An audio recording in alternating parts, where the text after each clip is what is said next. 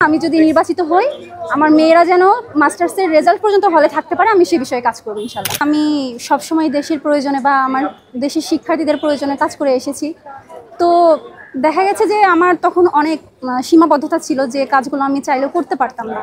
এখন ডাকসু সেই সুযোগটা আমাদের করে দিচ্ছে। আমি যদি নির্বাচিত প্রতিনিধি হই, আমার অনেক আশা আকাঙ্ক্ষা ছিল আমার ঢাকা বিশ্ববিদ্যালয়কে নিয়ে। তো সেই সব জায়গাতে আমি হয়তো অবদান রাখতে পারবো, কাজগুলো করতে পারবো। আর সর্বোপরি 24-এর যে আমাদের যে চেতনা, অবশ্যই আমরা জুলাইকে বাঁচিয়ে রাখবো আমাদের কাজের মাধ্যমে, যেন আমাদের আর কোনো জুলাইয়ের সম্মুখীন না হতে হয়। আমি যতদিন থাকবো আমার মেয়েদেরকে কাজের পাশাপাশি আমি এই জিনিসগুলো বোঝানোর চেষ্টা করব যে আমাদের জুলাইকে বাঁচিয়ে রাখতে হবে আমাদের কাজের মাধ্যমে, শিক্ষার্থীদের সর্বোপরি দেশের প্রয়োজনে তাদের পাশে থেকে। বিশ্ববিদ্যালয়ে 47% নারী শিক্ষার্থী আর 53% ছেলে শিক্ষার্থী, কিন্তু সেই হিসেবে হলের তুলনা করতে গেলে মেয়েদের জন্য মাত্র 5টা হল দেওয়া হয়েছে। তো আমার এখানে 5টা হলের মধ্যে সবথেকে বেশি অ্যালটমেন্ট দেওয়া হয় আমার শামসুন্নাহার হলে, যে কারণে দেখা যায় সবসময় সিট সংকট লেগে থাকে। একটা স্টুডেন্টকে ফার্স্ট ইয়ারে ভর্তি হওয়ার পরও সিট পেতে পেতে সেকেন্ড ইয়ার চলে যায়। তো আমি চেষ্টা করব সেই অনুপাতে যেন হচ্ছে আমার হলে অ্যালটমেন্ট কমিয়ে দেওয়া হয়, যাতে হচ্ছে যাদের অ্যালটমেন্ট দেওয়া হয় তারা যেন 2 মাসের মধ্যেই সিটটা পেয়ে যায়। প্রথমত হচ্ছে এটা।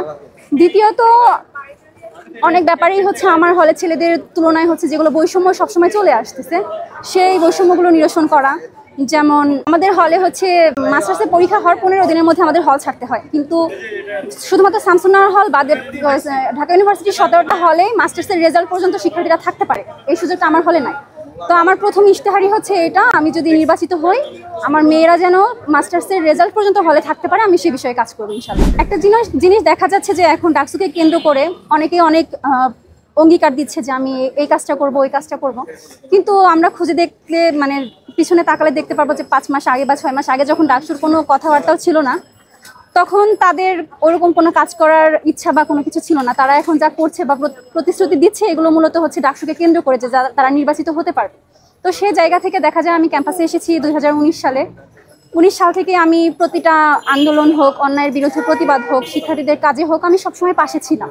তো এখন ঢাকা বিশ্ববিদ্যালয়ে যারা পড়াশোনা করে তারা যথেষ্ট সচেতন নাগরিক।